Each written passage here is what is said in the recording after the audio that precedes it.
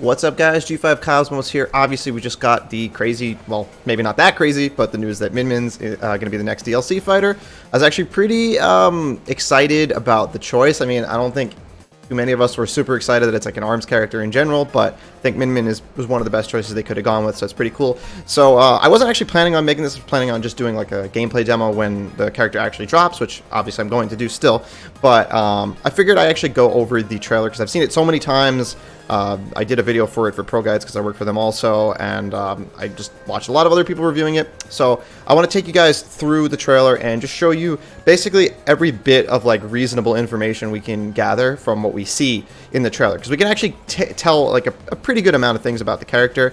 I was actually supposed to just like play this while I was talking about that, but you get it. This is honestly the little trailer itself. I'm more talking about like Sakurai's presentation that we're going to be reviewing, but the trailer itself is actually really hype. I think they did a great job of this, great animation. And everything. And one of the things that makes so much sense about Min Min is that she has kicks.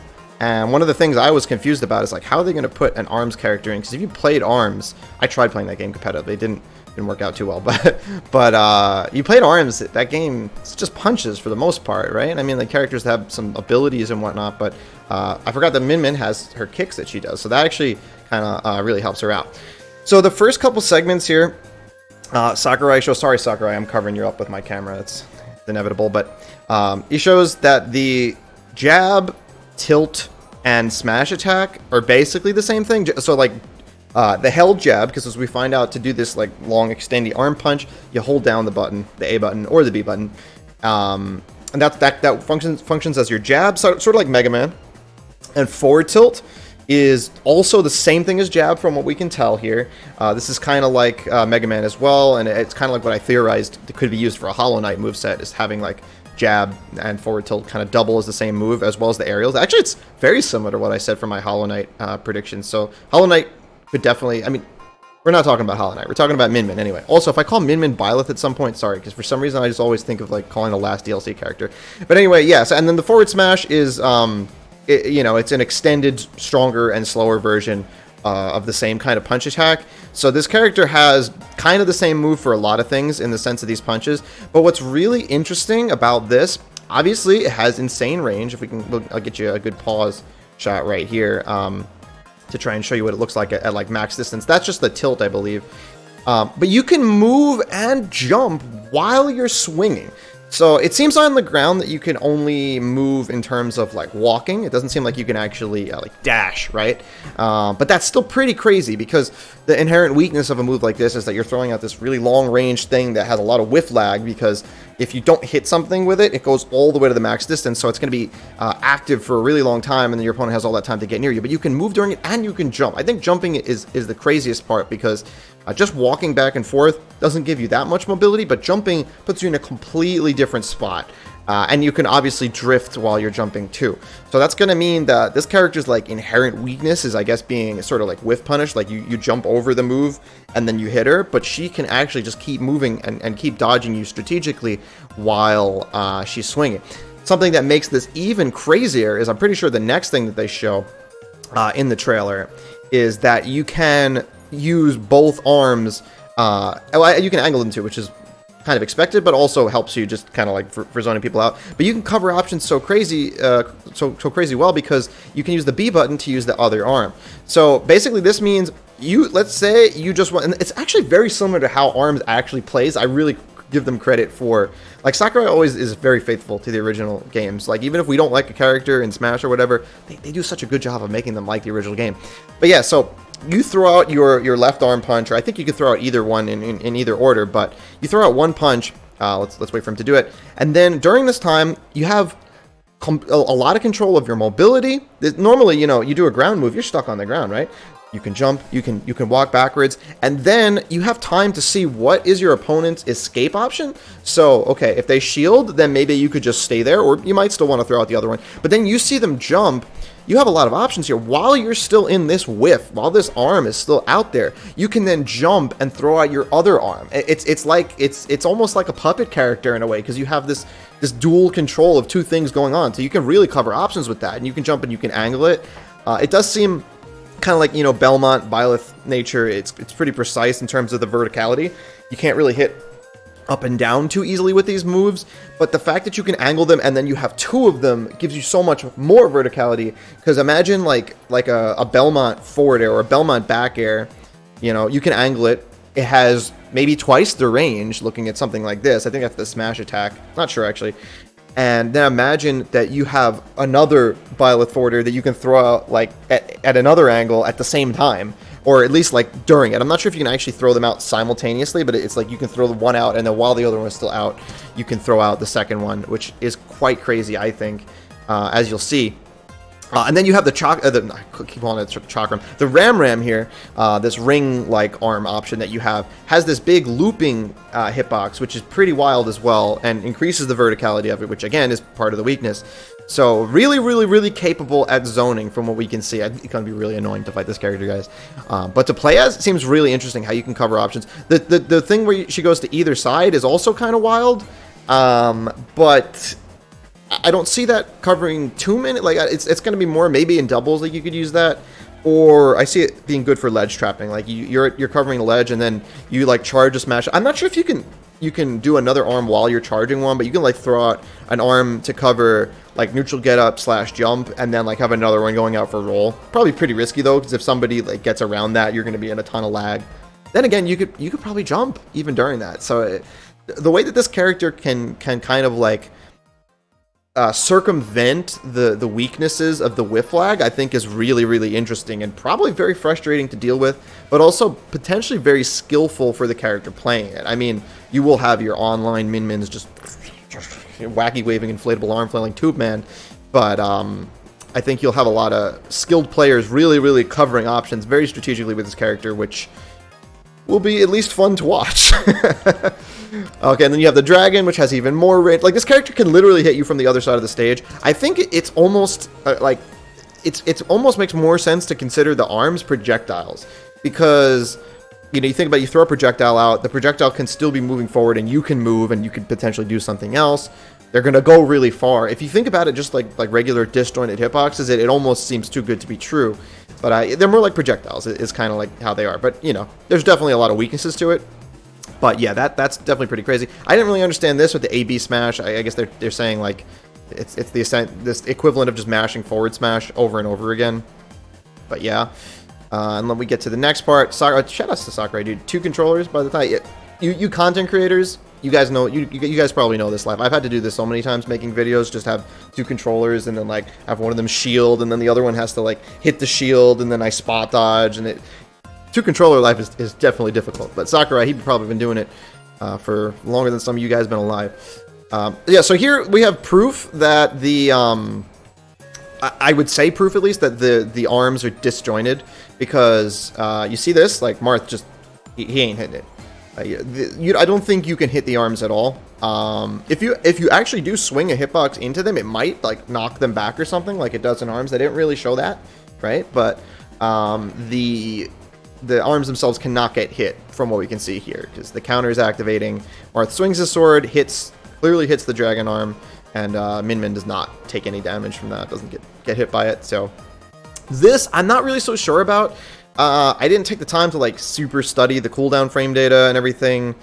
Issa made a frame data video, but he didn't even study the cooldown on this, I don't think. It was a good video if you're curious about the frame data. This is actually not what I'm talking about. I was talking about the shield part. But here's the whiff lag that you'll see, like Marth just jumps over it, and then she's in a lot of whiff lag. But in this clip, well, let me go back to it to show you again. When this is happening and he just keeps jumping over it, you'll note that Marth is. Wait, can we get back to the clip, please? There we go. You'll note that Min is just staying still. She can jump during this time. She can dash back during this time. She can throw out another punch. I'm assuming the only other thing she can do is throw out another punch. I saw people in the comments of a video about Min suggesting that maybe she would be able to do her nair while another punch is out. I don't think so, because they said you could only do one nair at a time. You couldn't like double up the nairs, and I assume that just means that when you're doing nair, you could only do one nair at a time anyway. But certainly she doesn't have to just stand here like the way she is in this clip.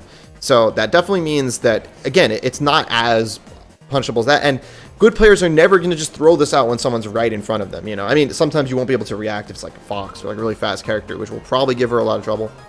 I think her biggest weakness is going to be landing, as we'll see, because she doesn't really have anything crazy for landing except for down air, which is just like a hard mix-up, like a high-risk mix-up. You can see like the Fair has so much range too, and you can angle that. People will probably be using the Ram most for zoning because it has the most angle ability, and it also has that kind of loop at the end, so it's just going to be a lot easier to hit that, and you don't want to be whiffing. So getting up close to your priority. And here's the shield thing. So I don't know if this means that the move has more cooldown when it hits a shield. You can see, I mean, even in this situation, out of the range of the Marth forward smash. So yeah, and here's something that I wanted for... Actually, no, this is just the... Actually, yeah, then the next part is the specials, right? Yeah. This is something that I've wanted in a character for so long. A character who can change weapons. I originally thought that Byleth might have been this when I first started the beginning of the trailer, but it turns out not. This is not exactly how I expected this ability to manifest, but basically a character who has like a moveset that uses a weapon, and then they can press something like a down special, and then they can change that weapon so that all of their moves change, and the frame data, the knockback, everything changes with it. This is basically that. It doesn't affect every move, but it's pretty essential. It affects all of the punching moves, so like the jab or the held jab, the forward tilt, the forward smash, and the forward and back aerials, which are also the same thing as like the punching move on the ground. I assume it's the same frame data and everything. It might be different because they're in the air, but I think it's the same move because you could be in the air when you started and land during it, or vice versa. But and the neutral area you can change as well, so that's pretty cool. And she has the 3 options right here. So she has the Ram. Again, people probably use the Ram for a lot of zoning stuff. And it seems like you can change it pretty quickly. It says you can do it whenever there's an input possible. So that basically means kind of like Monado, I guess. I think about it. Like you can just switch. Boom, I need this. Boom, I need that. Boom, I got it. Which is really great. So the Ram, again, we were talking about it. And it's, you know, you see that loop at the end of it is what I think is the more stunning part. And you see it slowed down. You see it has more range or maybe active frames than it looks like, because you'll see in I think the next clip when she uses it against the Ryu who's recovering. I want to actually like take a close look at that just to show you how like it hits him from a crazy area as well on the angle. That move just, it seems like it has the best range for keeping somebody out. Let's actually slow this down and playback speed. I know there's a way to do this with hotkeys, but I always forget what it is. So let's just actually look at it at the lowest speed. So the Ryu goes over here, probably doesn't take the, I mean, you know, he jumps a little bit early, maybe it's not the optimal recovery, but let's take a look at this. Okay, so this one, you see how it basically looks like it's going to miss him, right? Then he up B's, and it actually catches him on the way back. So if he did just go low to the ledge, he wouldn't get hit by this. But to be fair, like the timing from the Min could have also been better just to hit him in the right spot.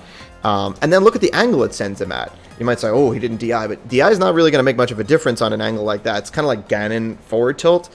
If you, there's actually, I think on a move like that, you're not even supposed to hold in. I think you might want to hold like down in terms of letting the horizontal knockback be lower, because it's already sending you low.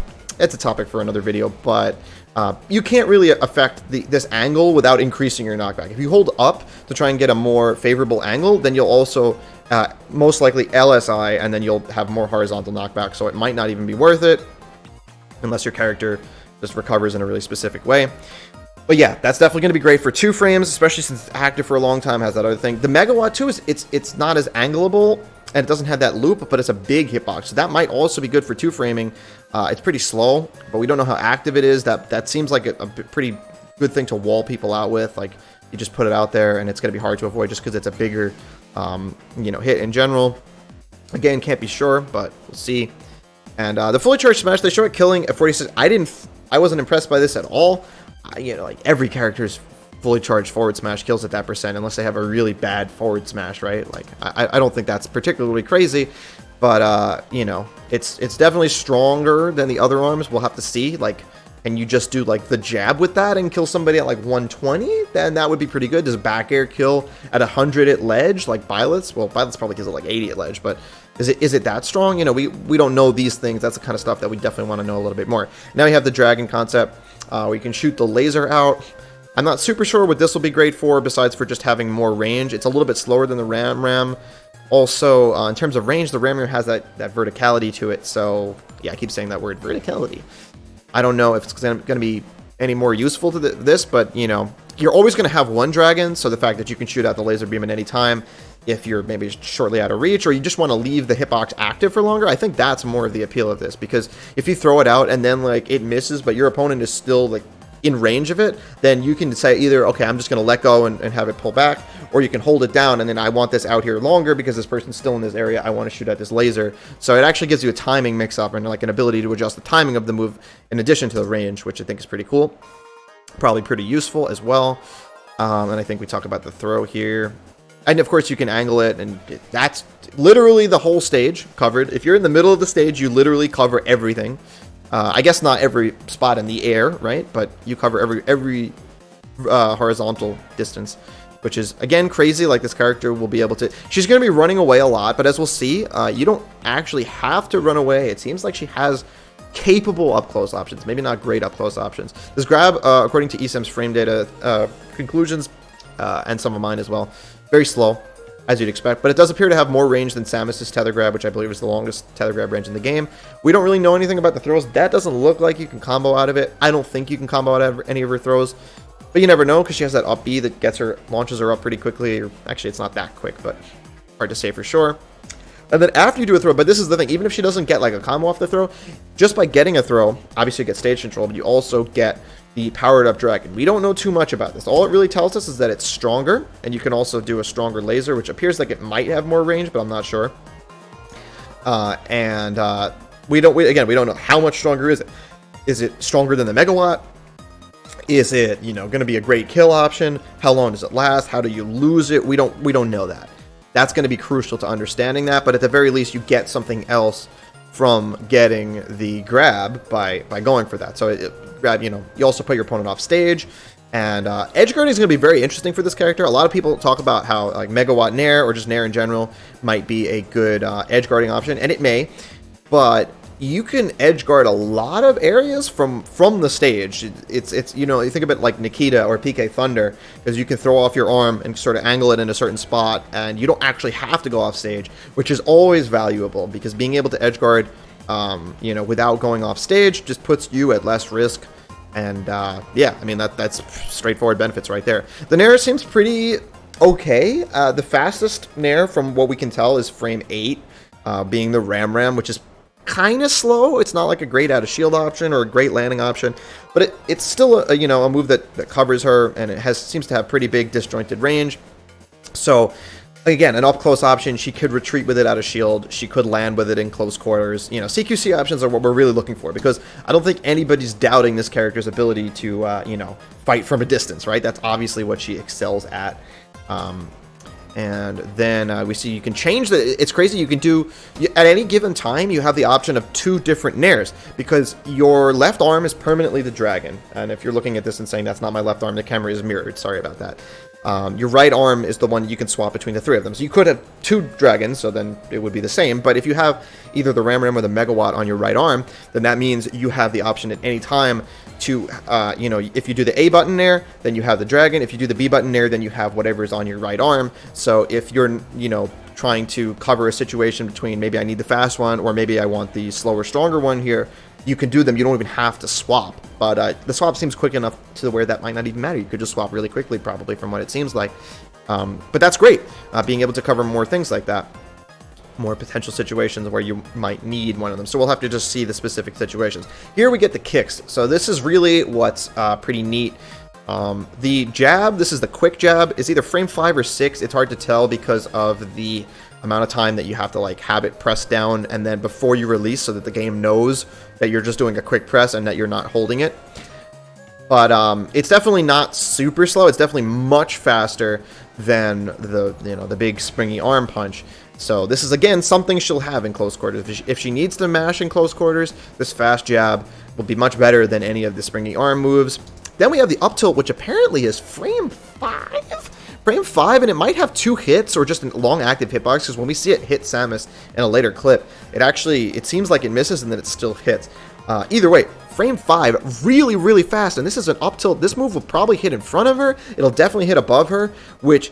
This is what the character, you know, this is covering the character's weakness super well. You have an up-close close quarters anti-air option, because the character, everybody says, Sakurai says, weak against aerial approaches, but she has this amazing up tilt, you know, maybe amazing up tilt, very fast up tilt at the very least. Crazy good, crazy good.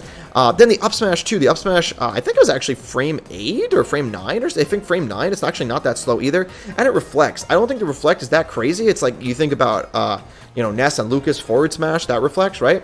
But this seems faster than that. Maybe not Lucas's. I think Lucas is pretty quick, but probably not as fast as frame 9, if that's what it is. I think that's what Isam said the up smash is.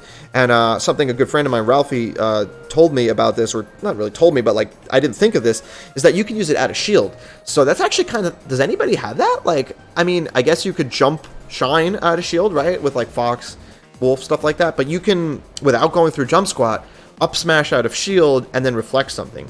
So if someone's going to shoot a projectile, even on your shield, you have that ability to counter it with up smash. Not to mention, it's another good anti-air. She jumps pretty high with it too, so it has this good range to it, as you'll see in this shot. Like, look how high up she goes. This is going to be another good anti-air. If you want to go for a harder call out, someone's going to jump in, you can just wait there and go for it. I'm pretty sure you cannot throw out a move like this during your arm punches. I'm pretty sure the only other whiff you can do, or only move you can do while you're whiffing like an arm punch, is just the other arm punch. But if you could do something like this while you're arm punching, that would be even crazier, but I don't think you can do that. But yeah, that's nuts. Definitely, again, really, really countering her weak points. The dash attack seems kind of average, but it does have a good lunge to it. It may be able to cross up shields, and this is more so like if you really need to get in on somebody, then you can use it. The down tilt here, see how that up tilt like hit pretty late and hit from pretty far away too. That's pretty good. This up tilt up air, where like this whole string looks very fake to me. I do not think this is a combo at all, but there might be a situation where something like this could work, especially against a faster faller. The down tilt is a good, again, not really anti-aerial, but like good low for dealing with landings. It's good for punish landings, so you can like shrink your hurt box to go underneath somebody spacing their aerial. Same thing with like Cloud, Joker, and Mega Man can be pretty useful. And then you see the up tilt. The up air also, frame 7 if I recall correctly, which I don't know if we skipped that, I think, or if they're about to show that, I forget. But yeah, here we go. It's like a flip kick up air, like Zero Suit, Mario, you know, like a million characters have this up air. Hard to say how much lag it has. It looks like it may actually, she may just have to land after doing a full up, so it might not be like you can, you know, combo somebody all the way up to the blast zone or whatever. However, still, you can use this out of shield. You can use this, again, to anti-air people. It's just an option that's really being put in a place to cover her weaknesses. So I think it's a great up air for that. And frame 7 is pretty darn quick for something like that. And then again, we have the dive kick. Looks like it has a lot of landing lag, but it has that stall and fall quality where if you're trying to juggle her, it freezes her for a second and then she drops down. Zero Suit, Sheik, you know, all the characters that do this. I don't think we see her hitting this move, so we don't know if it spikes. We don't know if it bounces off of people like some of those down airs do. But at the very least, it does give her a landing mix-up. And again, that nair is pretty slow. Doesn't stay active for a crazy amount of time. And I can't really think of anything else that she has that's really going to help her land. So I think she's going to be pretty poor at landing. I think she's going to be weak on stages like FD because people will be able to jump over. And then, you know, once they get on top of her, she kind of just has to shield or run away. But then if she's in the corner, she doesn't have much room to run away.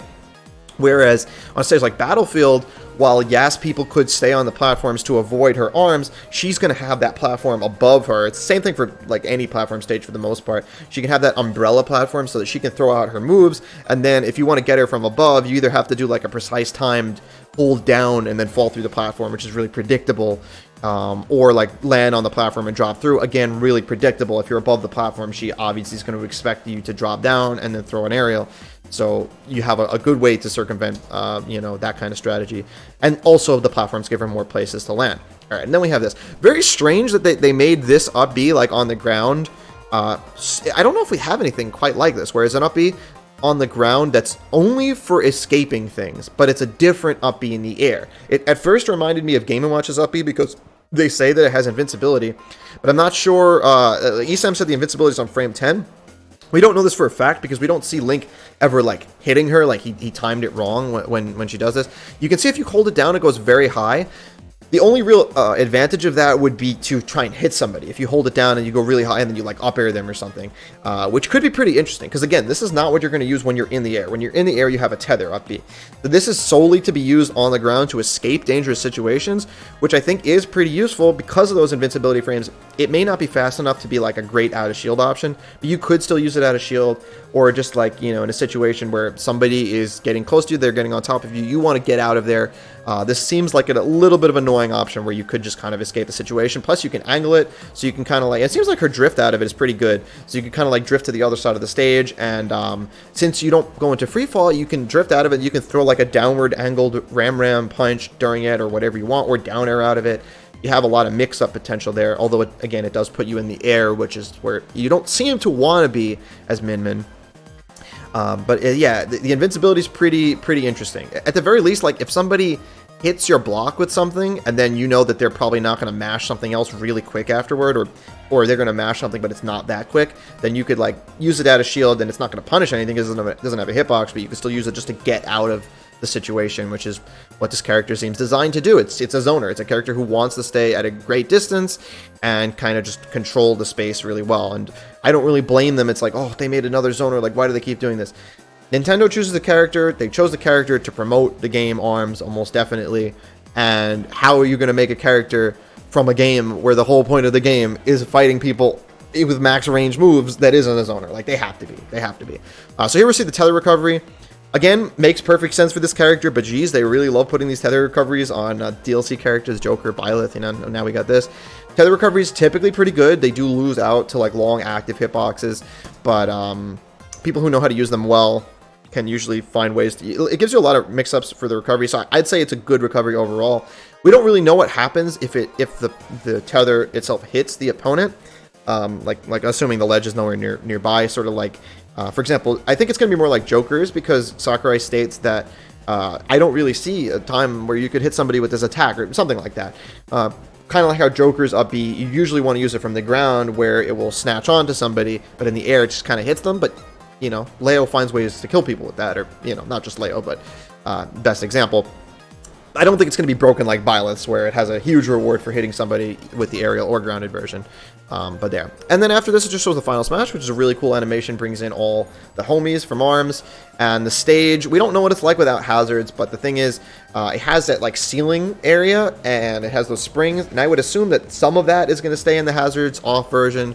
We'll have to see, but I don't count on it being legal. If there's a chance that it'll be legal, I will make one of my will the stage be legal videos, but I've decided not to do that on stages that are just obviously banned. So yeah. Alright guys, and that's going to do it for this video. Let me know in the comments, what do you think of Min Min? Are you excited about this character? Are you disappointed? Do you think she's going to be viable? Do you think she's going to be annoying as heck online? I do. But fortunately, we maybe won't have to play online too much for too much longer.